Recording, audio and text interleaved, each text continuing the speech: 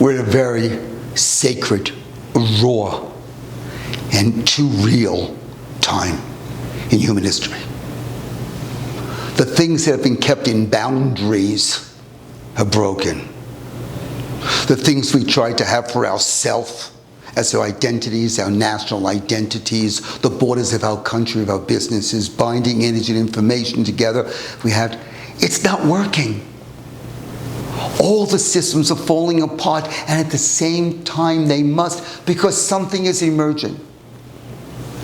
In no way do I want to diminish the fear, the concern about a virus. And at the same time, I do not want to diminish what is possible for humanity with a higher vision. The same binding sites on the cell the virus attaches to, emotions attached to. When we have more hope and more love for a possible humanity, it competes. It competes with the things of a lower energy. Lower energy is displaced by higher energy. Each of us are responsible for this. What the virus is teaching us, hopefully, is that we are all connected all around the world. And as we close our borders for a timeout, and that's what's needed, a timeout in the way we lived our life before, because something extraordinary opportunity is here if we jump through it with a different way of experiencing the world, a different energy. And we all have, we know it. We all know the system's been failing us, as we've been failing humanity with their dignity and the sharing of energy, information, and wealth in the world in a different way, and the wisdom and the knowledge. Imagine, instead of being worried about someone you don't know from another part of the world who walked into your house or a restaurant and one day giving you illness, what if that space between you could constantly be used to make something else viral or virile?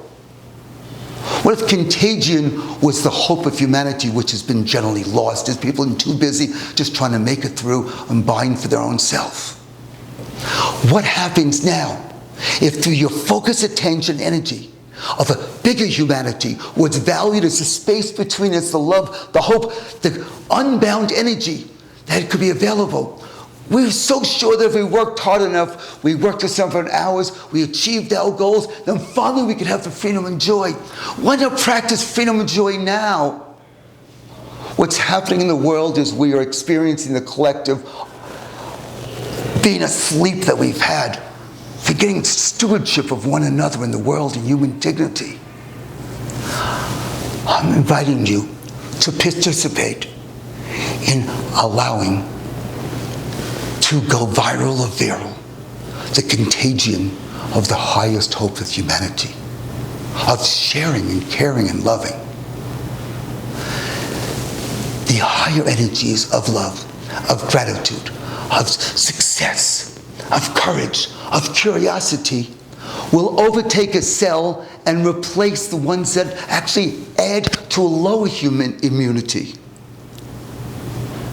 Please, while we're in this time of uncertainty, please don't be immune to love and caring, and that each of us can impact the space between one another. Because the next level of humanity is all here.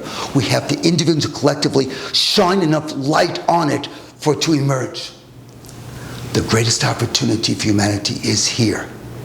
We have to negotiate this time in between to be available. For each of us, we're adding value to one another through a conscious participation that we all one, and a different energy is enough. Bless you in these times. May true spirituality prevail.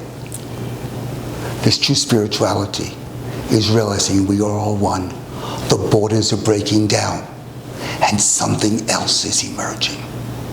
Let's hold the space for that in our thoughts, our actions, and our energies.